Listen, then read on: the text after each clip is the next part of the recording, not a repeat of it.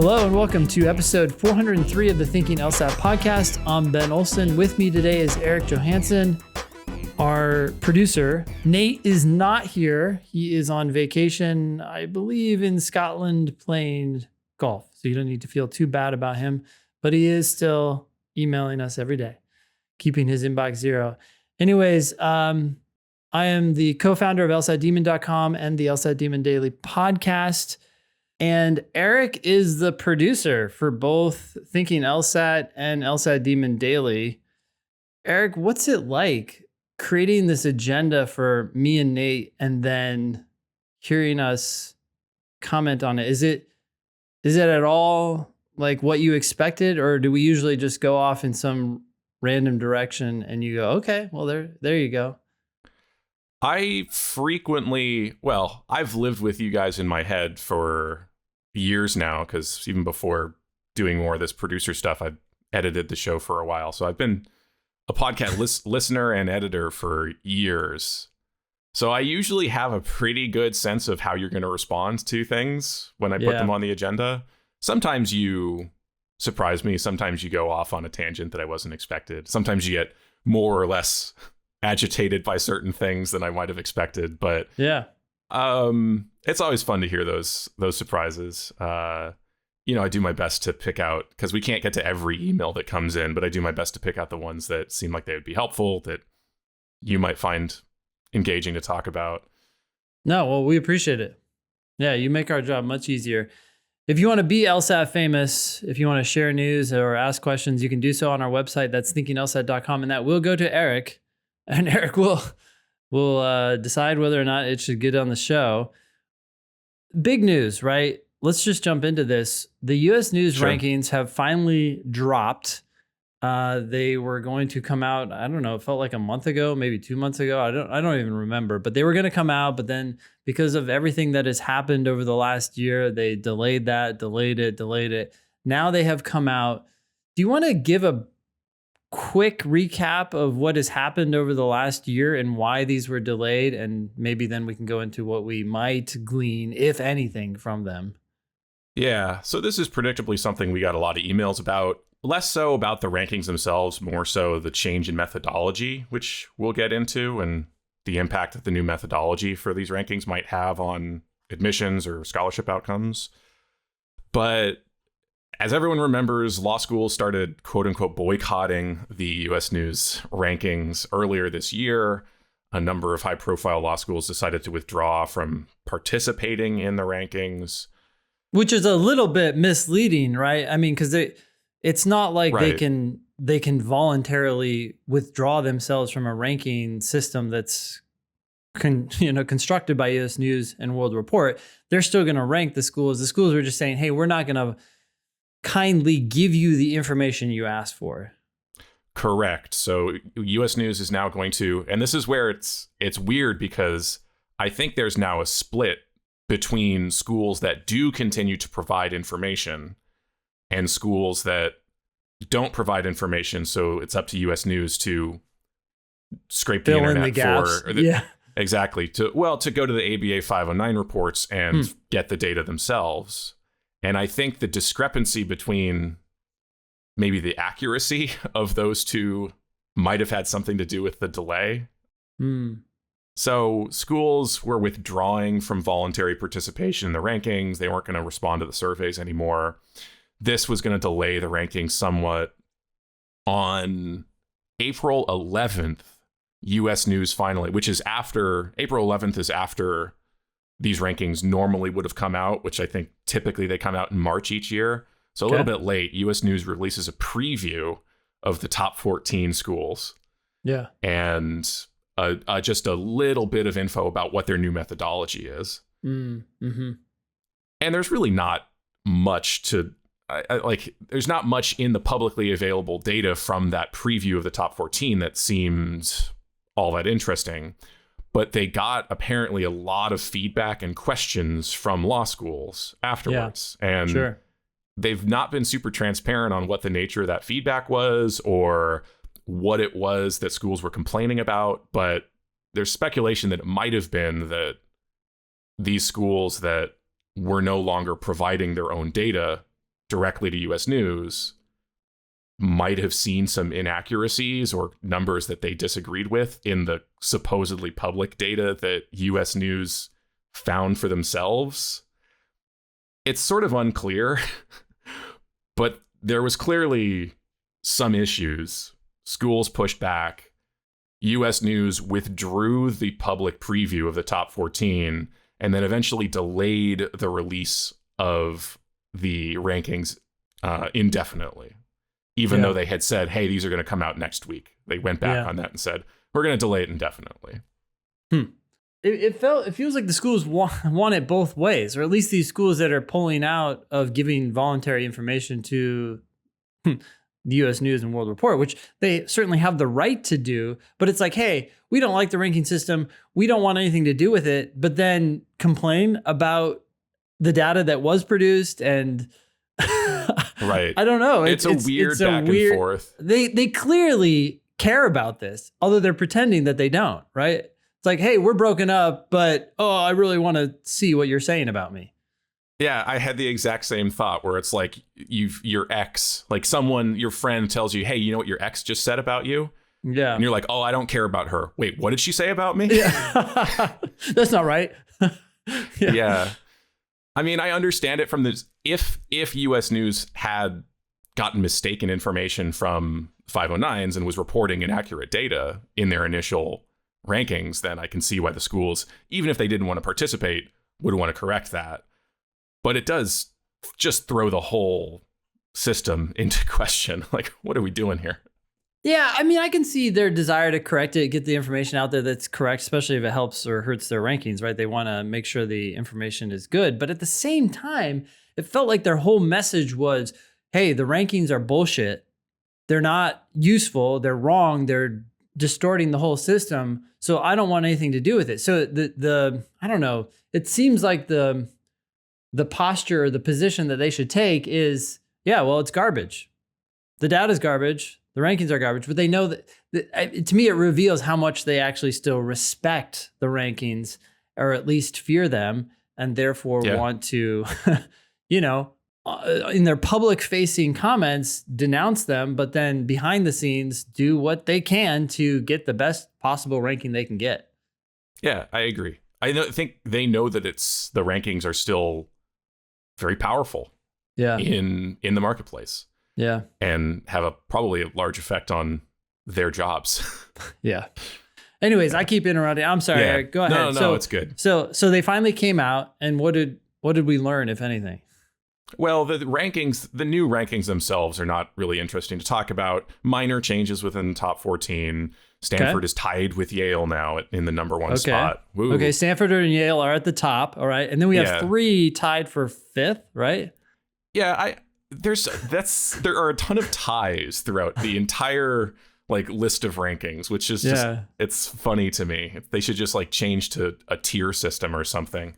Yeah, actually that would be your A tier.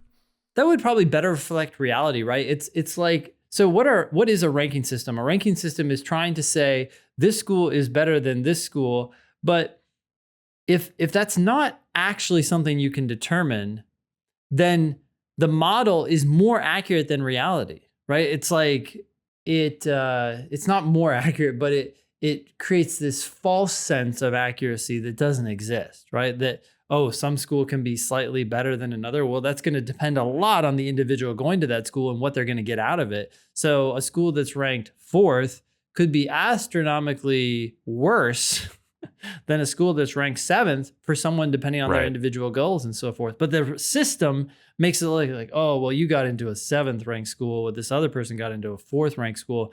They're so much better than you.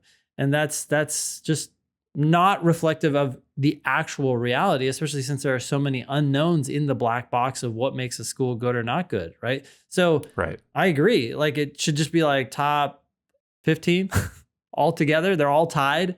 The top, then what? Yeah. 30, 40, 50. They're all tied. I mean, take your pick. I think it's a little bit arbitrary. Yeah, maybe you want a top 3 and then a top 15 and then who knows. But I think doing a tier system might be more helpful. I don't know, maybe perhaps less interesting. anyways, the minor changes in the top 14, predictable, like not surprising. Some of the wider swings within schools dropping 20, 30 points or gaining 15, 20 points below the top, 20 or so. Not surprising, totally normal. Yep. The bigger difference is in the change to the methodology. And this is what we got a number of emails from listeners about, just asking, how does this methodology change affect the future of law school admissions and of scholarship money in particular?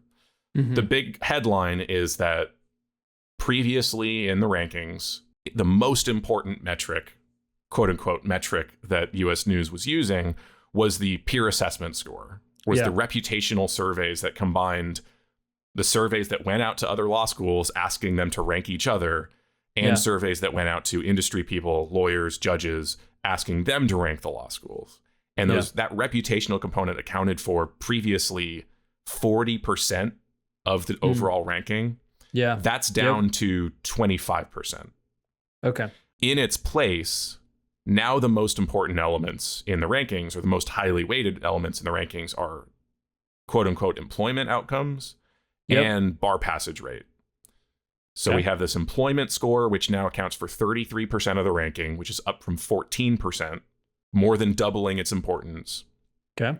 And then we have first time bar passage rate and ultimate bar passage rate combined, making up 25% of the ranking weight. Wow, which is that's interesting. Which used to be just 3%. So bar passage rate now wildly more important than it used to be in the rankings. Okay. So schools are going to want to look at, okay, what percentage of our class is passing the bar?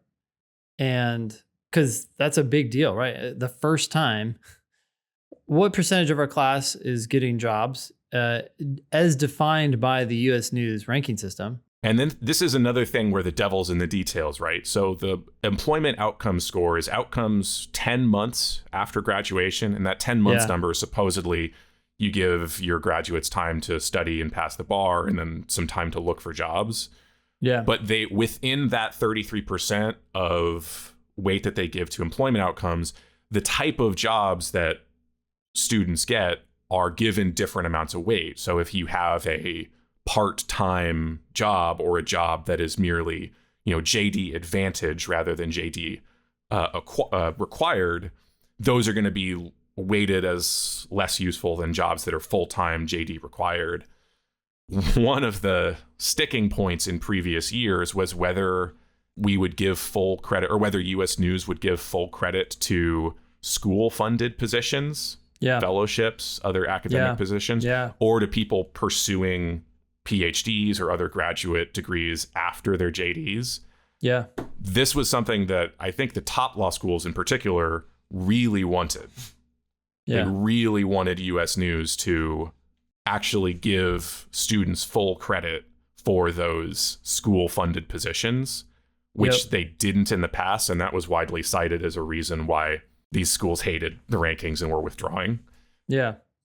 So US News has gone back and said, actually, yes, we will count those. If you have a school-funded fellowship, as long as it's a full-time or lasting longer than a year, if your JD job is funded by the school where you graduated, that's fine. Still counts 100%. That's so interesting, because it's the school giving you the job, and it's the school that's benefiting from that ranking. So I wonder if that counted before and then they removed it because of that gaming system or what. But I think so. Yeah, and now they're bringing it back. Yeah. One of the things, and I remember reading Berkeley's statement, is one of the things that Berkeley said when they chose to withdraw was that they claimed that a large percentage of those fellowships that they gave were to support graduates who are going on to work in the public interest. Yes. So some people are getting hurt, even though some people are taking advantage. Yeah. Yeah. So if you remove the value that you place on the school funded stuff, maybe that disincentivizes schools to help out those pursuing work in the public interest, which, they claim that's a big part of their goals. Anyways, the headline is employment and bar passage rate now the most important part of these rankings, way up far more than they used to be. On its face, that seems like a good thing to me. That seems right, that would be more valuable than just some peer assessment score. Yeah. How it works out with like specifically how they create those rankings or how they calculate a school's employment score, there's always going to be details there that get gamed by the schools themselves, but it on its face seems right to me. I don't know. What do you think? Yeah. So what they're doing is just to clarify here, employment plus bar passage accounts for 58% of the ranking now. So they're really saying, how are you succeeding at getting people prepared to practice law and end up practicing law? Which kind of makes sense. And of course, then the question becomes, okay, what does that mean, at least for our audience, right? What does that mean for applications? Yeah, so the big thing that students are now asking about, listeners are asking about, is the fact that LSAT score previously, so your incoming classes median LSAT score accounted for just over 11% of the weight previously. That's now 5%. Yep. Undergraduate GPA used to account for almost 9%. That's down to 4%. So from 20% of the overall weight down to 9% for the combination of LSAT and GPA. Does that mean because LSAT and GPA, LSAT specifically, are less valuable on their face in the overall rankings, does that mean that schools will stop giving out so many generous merit scholarship offers in order to buy LSAT scores? What does this mean for people studying for the LSAT, planning to apply in the future? Are we going to see fewer merit scholarships based on LSAT score because of this change? So the real answer to that question is we don't know. We have no clue, right? And even the estimator right now, which is at lsatdemon.com/scholarships, is looking backwards, right? It's looking in the rear view mirror and saying, hey, what happened with scholarships last year? Based on that, we're going to try to predict what's going to happen with scholarships this year. And so in some ways, we're going to have to see how this plays out in the upcoming cycle and then say, okay, this is how much LSAT and GPA still matter, if it changes at all, if it goes up, if it goes down. But what's interesting here is that on the surface, it looks like LSAT and GPA are going to matter less, that schools might reallocate the funds that they do have away from scholarships to something like career bar services, prep. Bar prep. Yeah, just go straight to the the source of the problem, right? Sure. But you also have to think about, okay, how effective are those programs at getting people employed, at getting people to pass the bar? And it's very possible, I have no idea, but it's very possible that schools may conclude the best way to ensure that your class gets a job and the best way to ensure that your class passes the bar is to make sure to get a class that does very well on the LSAT and GPA. Because what do employers look for right now? Big Law looks at GPA. And of course, bar passage is going to be highly correlated with LSAT success. Of course, there are different types of tests and so on. But if you're good at the LSAT, I think that's a question. I think that's a good question. We can talk about that in a sec, but go on. Okay. So that's my speculation. Yeah. Everything here is with a big asterisk. Yeah.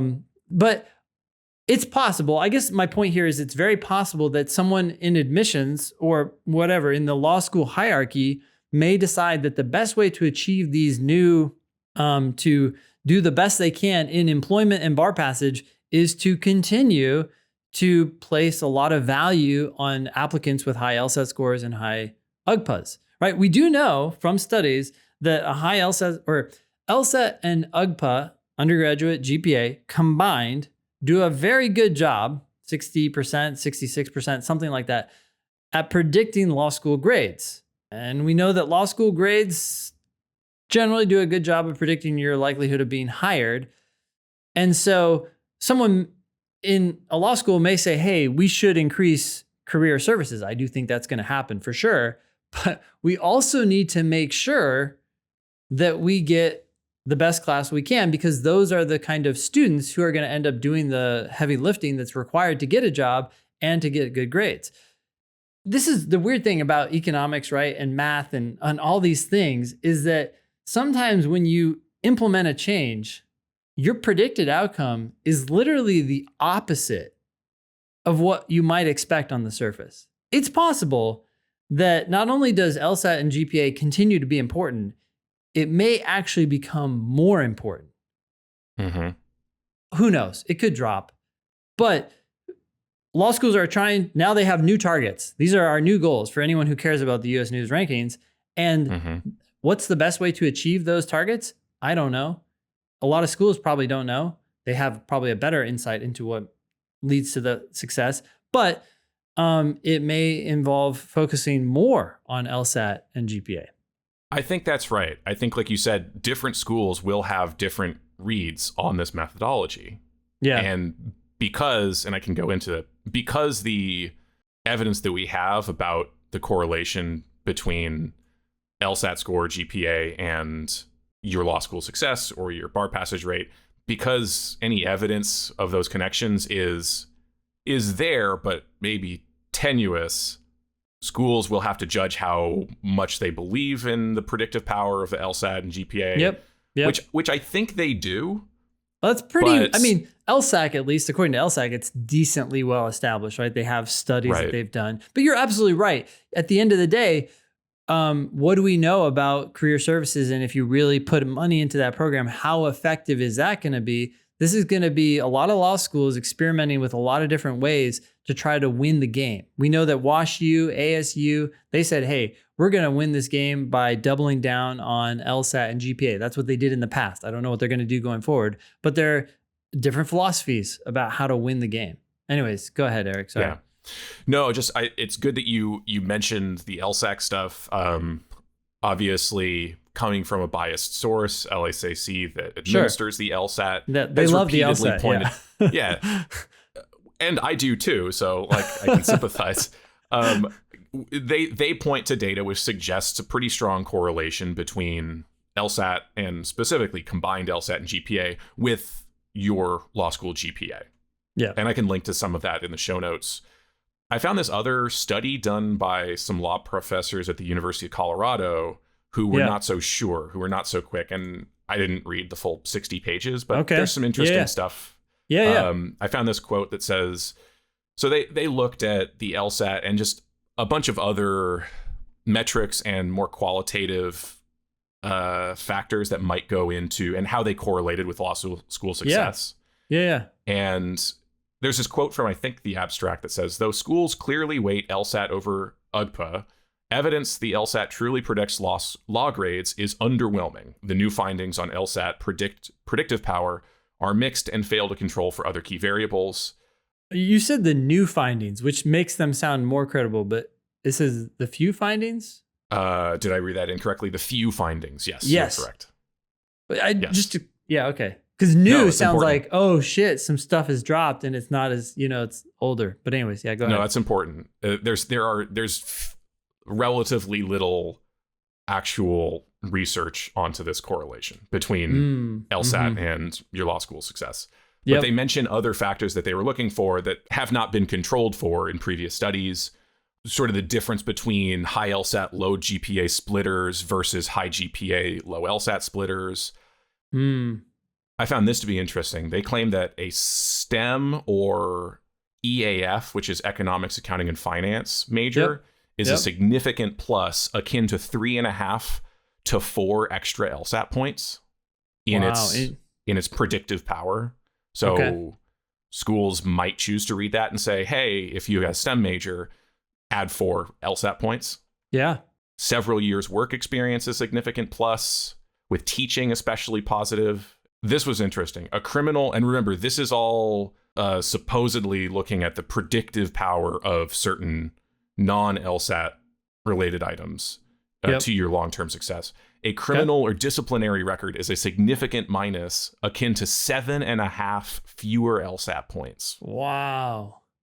If I were law school, I would definitely want to dig into this, right? Because this is what we're trying to do. You're trying to take data and then predict how successful this student is likely to be in your class.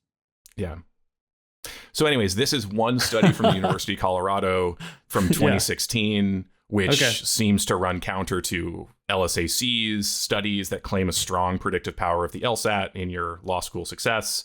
This study is not so sure. They basically point to you have to account for a lot of other things. Another thing later in the paper that they said, which I found interesting, even if the LSAT helps predict GPA, it may do so for a less substantive reason. Test taking speed helps determine performance on the LSAT and traditional in-class law exams that produce most law grades. So this would suggest that maybe what law schools find most predictive about the LSAT is that it's done under timed conditions, as just like your law school exams will be.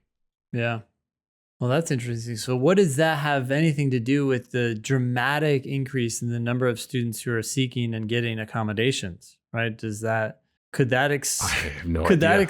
If schools know this, I mean, how many schools even know this or are aware of these potential findings? But I don't know. If you did know that, that would explain why schools might be asking for those volunteer questions, right? Like, hey, why did you take the LSAT again? Hoping that you divulge that you got time.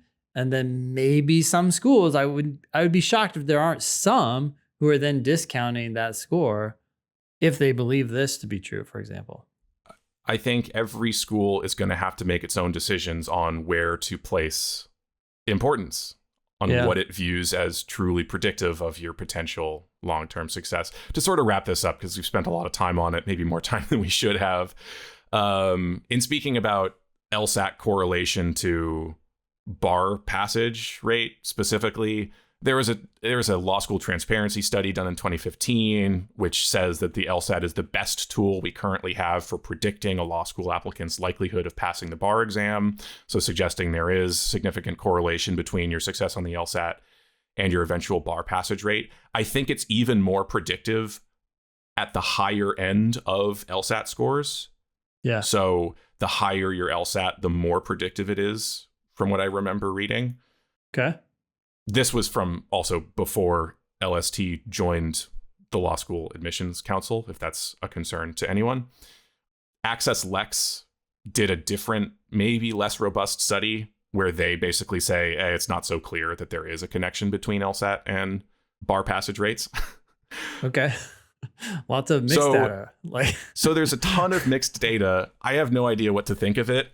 My suspicion is that if you had to pick one metric to look at to try to predict whether a student would be successful in law school and on the bar exam, if you had to pick one metric, it would be the LSAT. I think schools probably still feel that way. They will make their own decisions on how to adjust and maybe consider other factors and switch to a more holistic admissions process. But also, that sounds like a lot of work, more work than many law school admissions offices would be willing to do. And many will likely still just want to look at your LSAT score first and foremost. But I don't know. And Erik, too, you posed this question. You said, if I had to pick a metric, but what if you got to pick two? Right? Then it would be LSAT and GPA. Yeah, I mean, GPA. And that would be even more predictive, even if still wildly unpredictive of success. It still could be more predictive than obviously just one, and more predictive than maybe anything else they have in their arsenal. So yeah, it remains to be seen what will happen. But thanks for doing all this research, and thanks for digging up these studies. It's super interesting, especially those numbers you were giving about a criminal record, a 7-point drop, and then STEM background leading to a potential 3-point increase. Not in score, but equivalent to someone who has a 3-point higher LSAT score. Yeah. Right? As a predictor for law school success. Yeah. Yeah. Interesting. Okay, cool. So all of this, we point out, I think, like you said, to say that just because LSAT and GPA are now less valuable in the U.S. News methodology, they might be even more valuable to law schools, given that career outcome and bar passage rates are now so much more important in the rankings. We just don't know, and we won't know until next year, probably. We won't know. Yeah. And we'll start to see what happens. And even then, schools will experiment and learn from their mistakes and keep tweaking. So it'll be interesting. Does it in any way change our recommendation for students in how they should approach the LSAT or law school admissions? That's a very good question. I don't think it does right now, because until we know more, right, it's hard to see how soft factors can have much of an impact because of the fact that they're soft, right? How do you distinguish between someone who's worked at one job versus another? It's very possible that working is now going to have a little more weight. Like, oh, I can see they got a job and it was a challenging job. So it seems likely they're going to get a job when they graduate law school. Does that mean, oh, don't worry about your LSAT score and start working on an internship? I don't think so. It's just very hard to quantify that. And that's also, by the way, why rankings are so powerful. We may disagree with them. We may hate them. And like the law schools say they're stupid, but people use numbers to make decisions. It's so much easier. So to see these things changing dramatically is, at least at this point, hard to see. So continue to focus on GPA if you're in school. If you're done with school, then continue to focus on LSAT. I would not want to apply with a low LSAT and cross my fingers this cycle that, oh, now other things are going to matter more. That would seem like a fool's errand. It'd kind of be like, I'm going to stop studying for the logic games because I think they might be changing to a different format soon. Like, we got a lot of questions from students on, are the logic games changing? It's like, I don't know. Can I forget about that? Yeah. You should keep studying the current logic games. Yeah. To shift into LSAT stuff, I noticed in your class report, or Abigail's class report that she wrote up for you yesterday, and that you had a discussion, I guess, in class about correlation versus causation as a very important concept on the LSAT. And just because I was digging into a lot of these questions about the potential correlation between LSAT and law school success, I thought that might be an interesting thing. Maybe you want to recap sort of what you talked about in class yesterday. Yeah, sure. Absolutely. Yeah. The quote that I pulled was, while correlation alone doesn't prove causation, it is evidence of causation. Yes. Okay. So in fact, what we were just talking about, right, were studies, and we were trying to look at a correlation between LSAT scores and bar passage rates and so forth. And it's one thing to try to establish a correlation. You're showing that, hey, look, if this person gets a higher LSAT score, that suggests that they're more likely to get a higher bar passage rate. If you can see that sort of trend, then you've shown that there is, or might be, or is in fact, a correlation between those two things. And what a lot of people do is, as soon as they see a correlation between two things, they immediately assume that one of them must cause the other, right? Like if people who smoke are more likely to get lung cancer, that's a correlation. That's saying, hey, these two things happen together. We see these two events, smoking and lung cancer, happening to the same people. So you say, okay, I know what's going on here. Smoking is causing lung cancer. And while the correlation is evidence for that, it suggests that might be happening.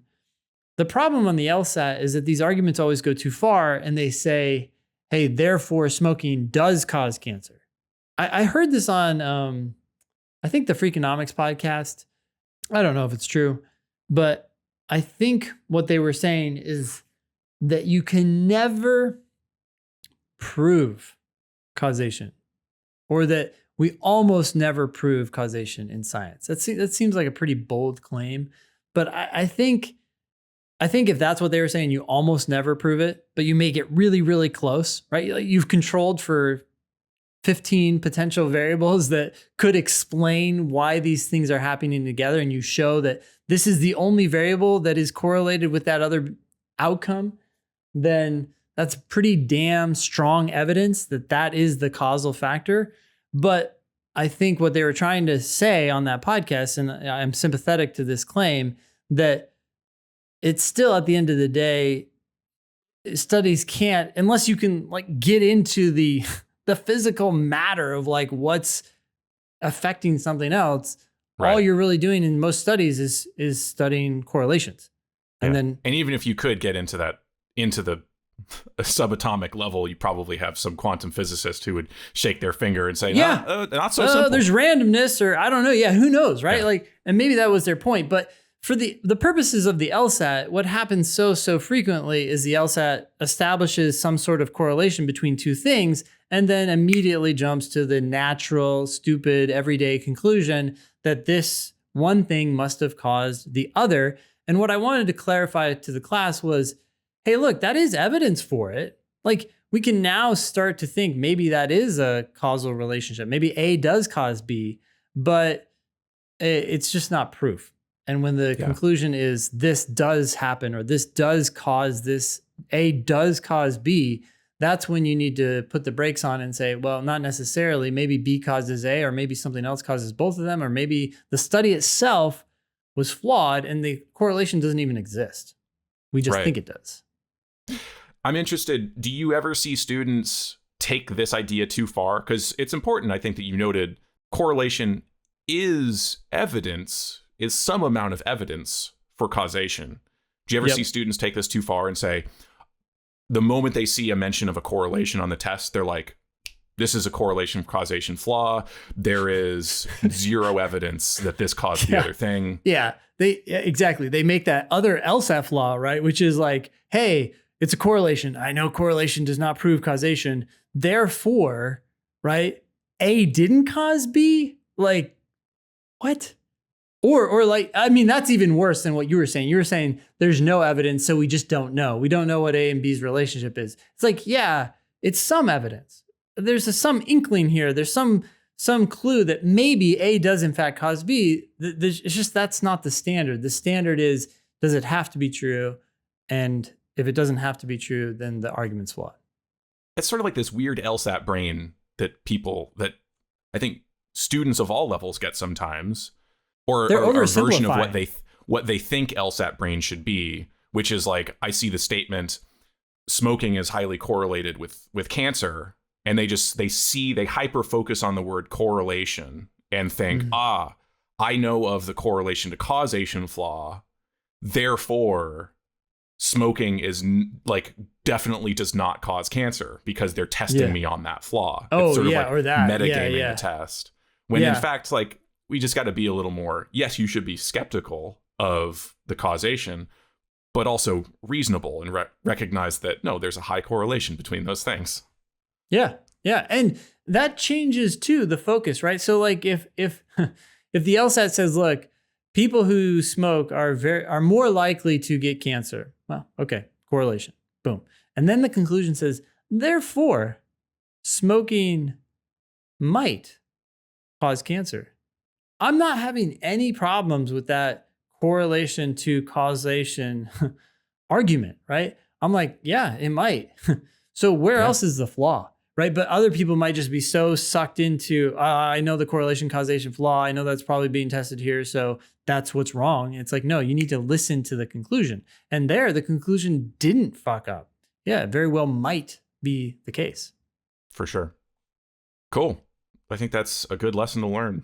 Should we move on to this next thing from Anonymous? You want to read this? Yeah, we should. The subject is study tips for an active duty Marine. Yeah, I can read it. It says, good afternoon, Ben and Nathan. I'm an active duty Marine officer applying to a funded USMC program that sends you to law school to become a judge advocate. Due to minimum time in service eligibility requirements, I will be applying for the program in October of 2024, and if accepted, would begin law school in 2025.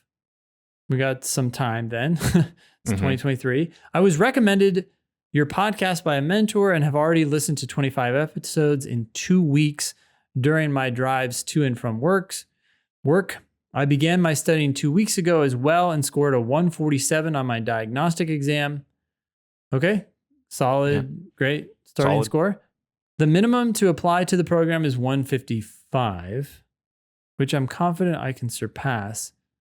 Due to the nature of my job, I travel frequently and therefore have to mostly study on my own. I'm currently using another prep book to study. However, I was curious as to whether the two of you had any other specific recommendations. The same mentor that recommended your podcast recommended LSAT Demon, which I am highly considering signing up for. Thank you, and I appreciate your advice. I mean, if you're traveling on the road and you're looking for a tool to use, you can use LSAT Demon on your phone. We have an iOS app, but you don't need an iPhone. You can also have Android because it's all mobile browser compatible. Yeah, I would just start with Demon free and see exactly what we're talking about. And I think that will convince you to sign up. I don't know much about the judge advocate position. I know I've had students in class mention it as a potential route for them. If they're going to fully fund your law school and you've got over a year to get from 147 to 155, I think that's totally doable, right? Yeah, I mean, I would be inclined to keep going, right? What do you think about that 155? Well, I think you could absolutely get to higher than that. It's a question of, what do you want? Do you know that this is the right path for you? Do you definitely want to be a judge advocate? And a 155 is what it takes to get a fully funded trip to law school to follow that path, then great. But is there any part of you that is interested in what might happen if you, I don't know, pushed it to a 165 or higher and applied more broadly? Because you might not need USMC to pay for your law school if that's the case. True. Well, I also think that the UMC may pay for your law school, but your 155 is going to limit what schools you can go to. And depending on where you want to be in the country, right, that could be dramatically limited. So even though it's getting paid for, it's just not that many great options. I don't know. Well, Anonymous, I think that you have a great starting score.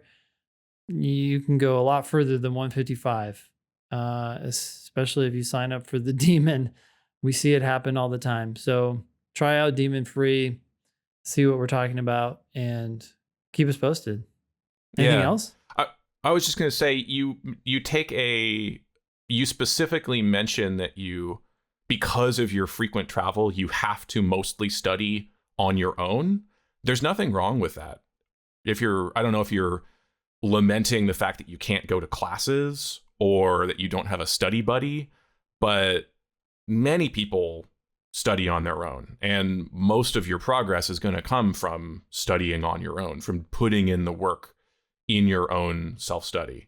So I wouldn't sweat the fact that you can't go to live classes too often. I wouldn't worry about the fact that you're studying on your own. If that is all a concern, maybe I'm reading too much into that. Sure. Well, and also I wonder, does Anonymous even understand how Demon Live works? Because everyone's connecting via Zoom from random parts in the world, right? So unless you don't have access to the internet, maybe you can just still do live classes. We have 4, 5, 6 classes a day spread throughout the day. So I don't know what time zone you're going to be in, but you'll probably still be able to find 1 or 2 classes that you can attend or watch the recording after it's over, which really is all you should be doing, right? To get back to your point, Eric, right? We have people who come to like 4 classes. It's like a day, stop, right? Yeah. Do 1 class, maybe 2, and then go and do the work on your own. You need to do work on your own.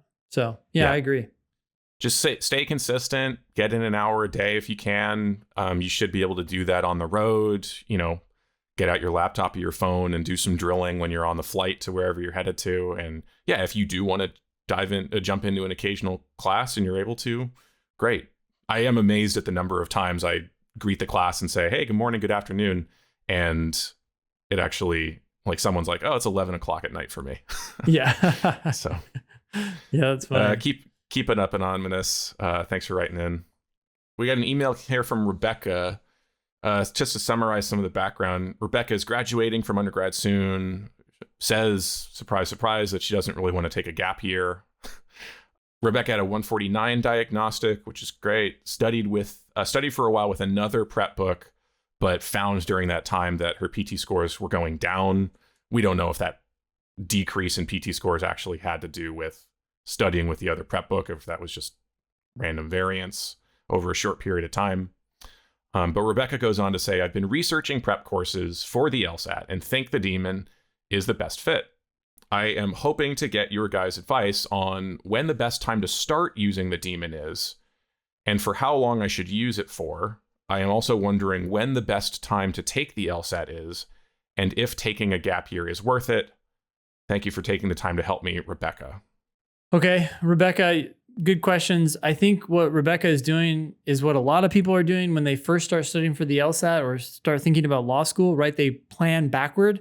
They say, oh, okay, I want to go to law school next fall, so I need to apply this fall, which means I need to take the LSAT in June or whatever, and which is too late at this point. So maybe they're thinking August or September or whatever. They're looking at the LSAT that they think they have to take, and then they say, okay, that's in September. How long does it take to study? Does it take a month? Does it take 2 months? I guess I'll start 2 months before that. And that would be great if we could know how long it would take you to study, if we knew how long it would take you to get your best LSAT score on record, but we don't. Some people take a month, some people take a year, some people take 6 months. So Rebecca, the best time to study is usually now. It's not, if you're still in undergrad, which I guess you are, you're graduating soon. So presumably your grades are over and there's nothing more to do there. If there is though, like even final exams, right? Do the best you can on your classes because once your grades are set in stone, you can't change them. Heck, you may even want to postpone graduation. But assuming your grades are in order, then you do want to start studying now. And just don't worry about the timelines. Focus 100% on getting the best LSAT score you can get. When you're ready, you take the test, you see what score you got. If you need to take it again, you take it again. Because once you get that LSAT score in hand, an official LSAT score, then you can decide what you're going to do next. And for a lot of people, that does mean taking a gap year, and it is worth it. Yeah, speaking as someone who took 10 gap years, you'll be just fine. Don't worry about it. Ben, I want to, we kind of get this question a lot. About creating a study timeline. Yep. This thought popped into my head the other day on a way to answer this question, which I don't know if it's actually a good piece of advice or not, but the for whatever reason, the phrase that came into my head was study as if you will be studying forever. Study as if you're just going to be studying the rest of your life.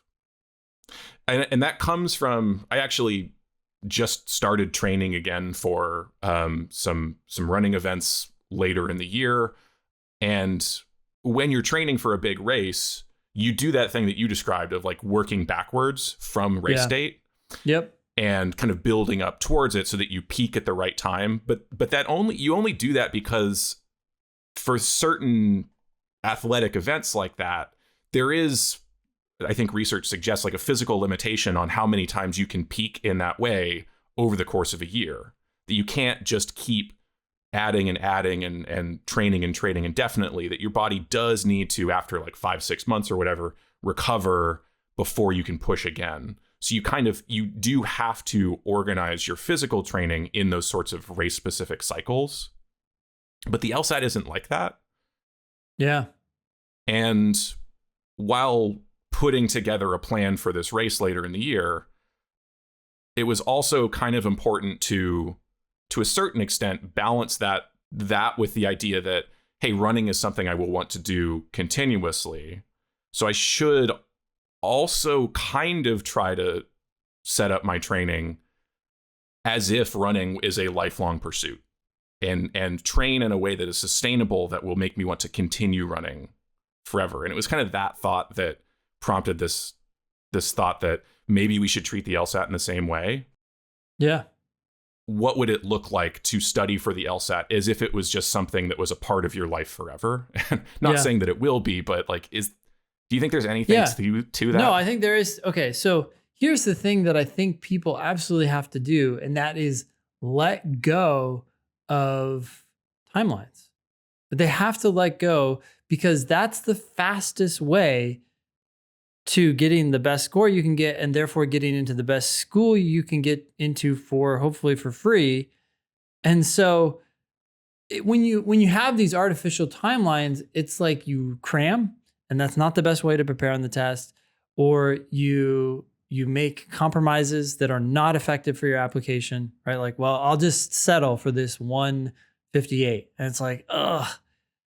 And so if that thought, okay, I'm going to study forever, and that allows you to push out all these, but I got to finish by this time, then that's golden. I could see some people also maybe thinking that and then like doing nothing. Yeah. Like it becomes like, I have all this time. But even, hey, that might not be the worst thing, right? Like if you're not motivated enough to study for the LSAT, then maybe you shouldn't be going to law school. Maybe it's a sign. Mm-hmm. But yeah, I love the idea. It's the same thing you have to think when you do a time section, right?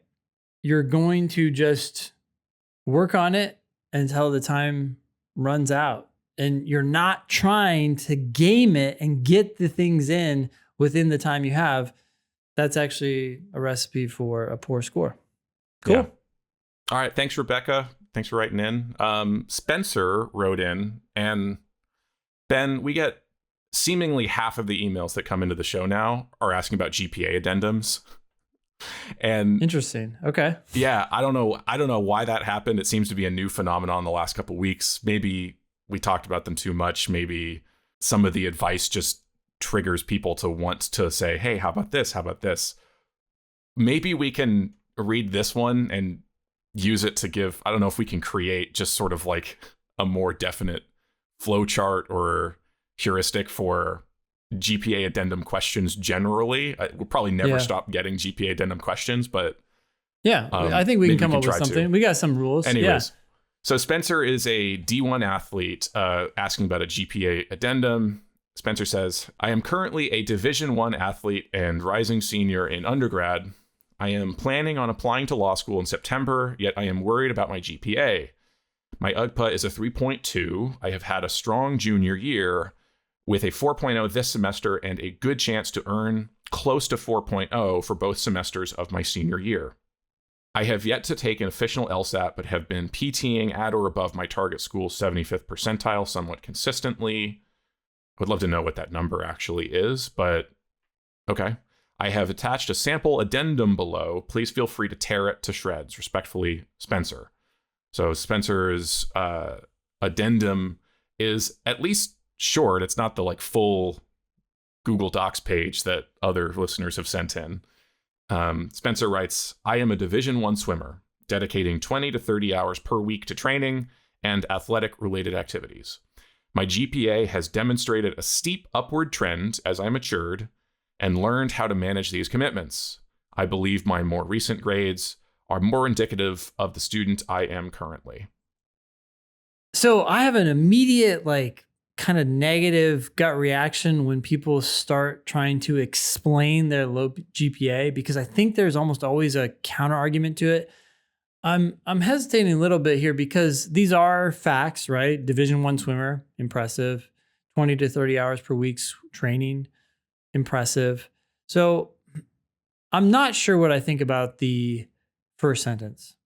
Like I could see it being good or bad, largely because it's facts. I absolutely hate. This mentions the time that Spencer spends training every week. Yes. I don't love the fact that it's an excuse. There's part of me that just wants to do a mic drop, which is, hey, the last 2 semesters or my last 2 years, right? You're a junior, so hopefully you can continue this in your senior year. That would make it a lot more powerful. You just say, for the last 2 years, I've maintained a 4.0. Done, right? Like, okay, you did it. You produced the goods. Why, how, what? People don't care about that shit. And that's where this is like, I think it is a feather in your cap that you're a Division I swimmer. It is impressive that you've done all this work. I hate the feeling of I'm making excuses for myself, right? Like you didn't do it. Now you did do it. That's all I care about. Did you do it? Yeah, I did it. I did it for the last 2 years. I had a 4.0 or a 3.9 or whatever it is, something better than your 3.2. But I'm on the fence for that first sentence. The second sentence, no. My GPA has demonstrated a steep upward trend as I matured. Yes, there's all sorts of problems with this sentence, Spencer. First, demonstrated a steep upward trend. Okay, that's a conclusion. It's not a fact. It's what people could argue about whether it was steep, upward, demonstrated, right? How about just give us the number? It's in my last 2 years, in my junior and senior year, or whatever you want to say, I had a 3.93. Just give us the number. End of story, mic drop, right? Like it's over. But then this whole, I matured, I learned how to manage things. Again, these are unverifiable claims, right? I mean, on some level, yes, I can see that because your GPA has gone up, but I see that because your GPA went up, not because you're telling me, right? So again, out. Definitely cut the second sentence. Just give us the numbers, your GPA numbers. Last sentence, I believe. I know Nathan, I think, says this sometimes. If you're going to say this, I believe my more recent grades are more indicative of the student I am currently, I would definitely cut the I believe. Just say they are my more recent grades, or my recent grades are more indicative of the student I am currently.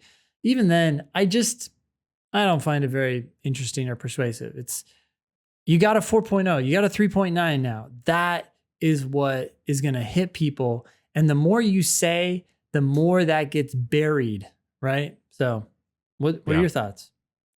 Well, the steep upward trend, the talk about the upward trend, and this is something that may be partially responsible for why we're getting so many emails asking about GPA addendums, which thank you all for writing into the show. We just can't answer every single one of those emails. Sure.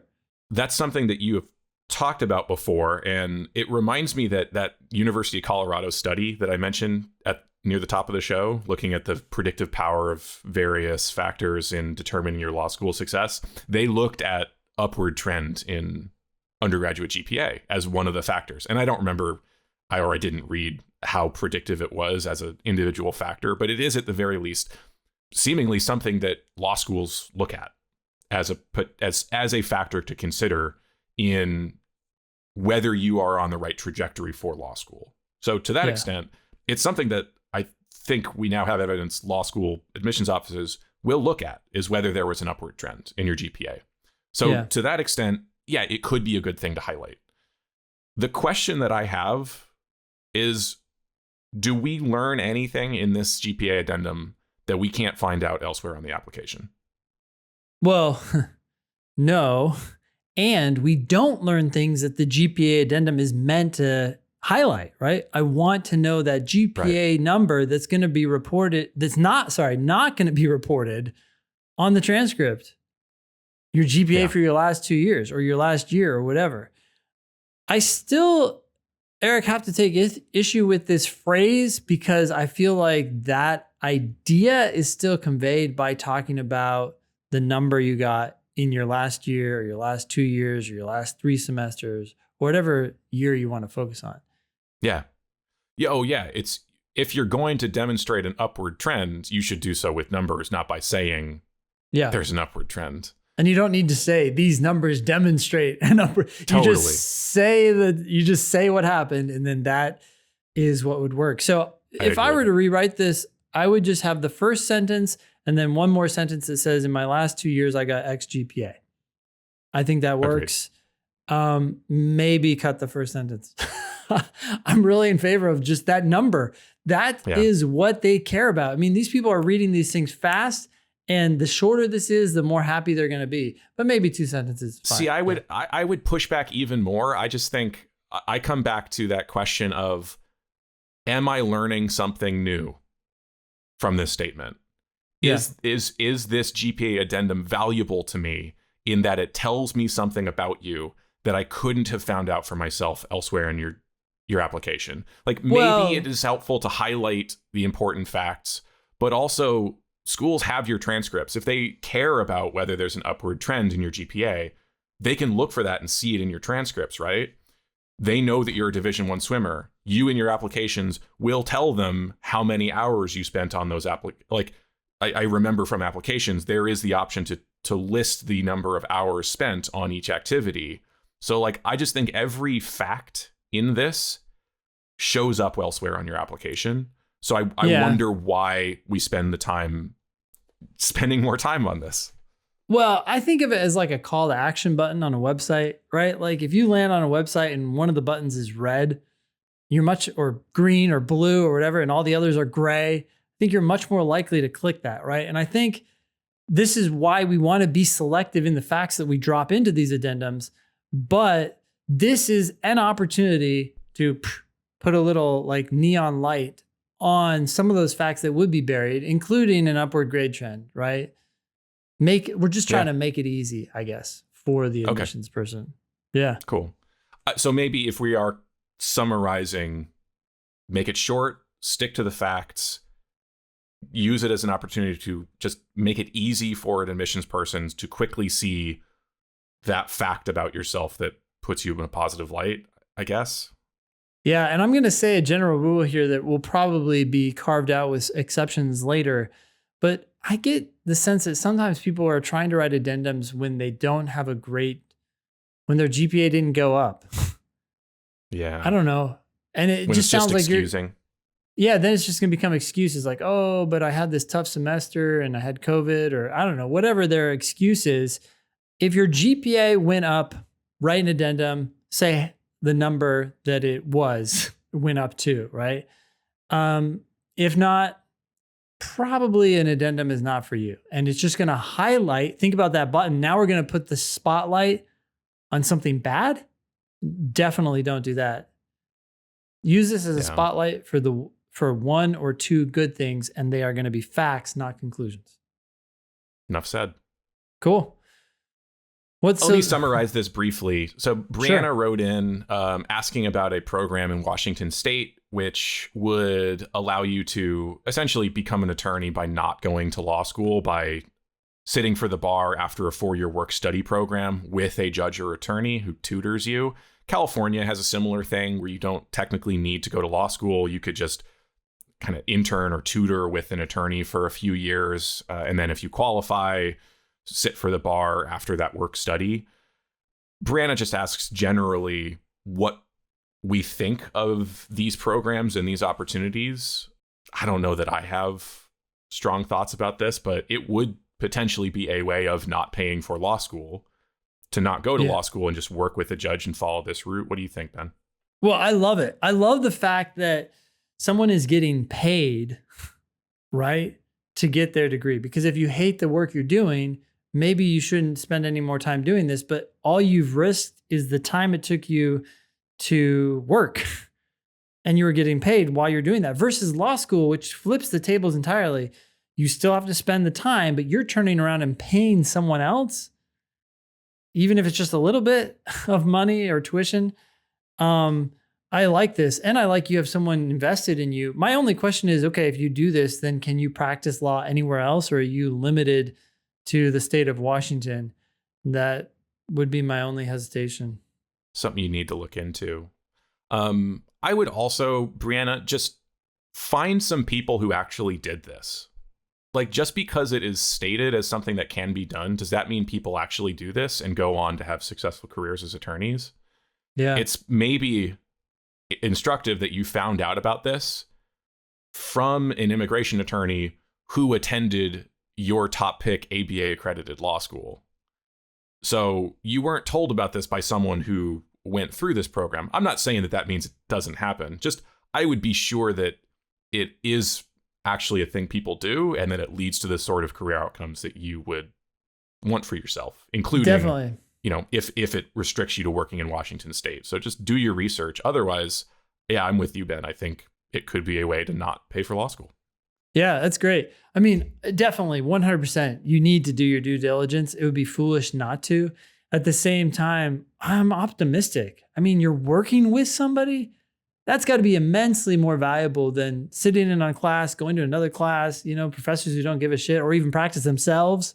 I mean, how much you would be crazy. Better prepared to be the education system is just not doing what it's supposed to do. Anyways, no. Yes, let us know what you find out, Brianna. Ben, did you know that I got paid to study for the LSAT? Oh, by working for us or what? Yeah. When I was actually studying for the LSAT, I was on your payroll. So. Oh, that's awesome. Yeah, that's the way to do it. Yeah. Now we're going to get a bunch of applications. I'd love to work for you. Help at lsatdemon.com if you want to work out and get paid to study for the LSAT. Are we still looking for teachers? We are. Yep. Always, Okay. actually. Cool. So if you like the podcast, you like how we approach the LSAT, and you also want to work for us, we need teachers and we need people who help with the ask button. If you know what that is, then you can be on the other end of that and enlighten people every day. Be LSAT famous. Please ask questions or share news with us at thinkinglsat.com. If you have questions about the LSAT Demon, you can email help@lsatdemon.com. You can also check out our other podcast, LSAT Demon Daily. Erik, thanks for coming on the show and always providing the content too here. My pleasure. You all now know who Erik is if you haven't seen him already on the Demon Dailies. Have you been on this episode? Have you been on the Thinking LSAT podcast as well? Or Nope. wow. I have not. Okay, sorry. It's like a blur with 400 episodes, but Yeah. okay. Anyways, that was episode 403 of the Thinking LSAT podcast. Thanks all y'all for listening. Nice knowing ya. Don't pay for law school.